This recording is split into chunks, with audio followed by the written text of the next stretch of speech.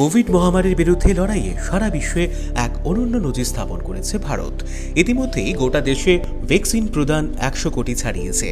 এ নিয়ে জাতির উদ্দেশ্যে বার্তা দিয়েছেন খোদ প্রধানমন্ত্রী নরেন্দ্র মোদী।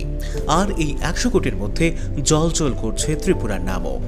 ভ্যাকসিন প্রদানে রাজ্যবাসীর স্বতঃস্ফূর্ত মানসিকতার দরুন দেশের মধ্যে ত্রিপুরার নাম উজ্জ্বল রয়েছে।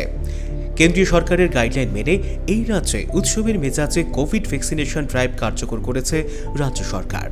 মানুষও স্বতঃস্ফূর্তভাবে হাসপাতাল, স্বাস্থ্যকেন্দ্র, ভ্যাকসিনেশন সেন্টারে গিয়ে কোভিড টিকা গ্রহণ করেছেন। কিন্তু এখনও যারা কোভিডের দ্বিতীয় টিকা গ্রহণ করেননি বা নেওয়ার সুযোগ পাননি, তাদের জন্য বিশেষ সুযোগ নিয়ে এলো ন্যাশনাল হেলথ মিশন বা জাতীয় স্বাস্থ্য মিশন।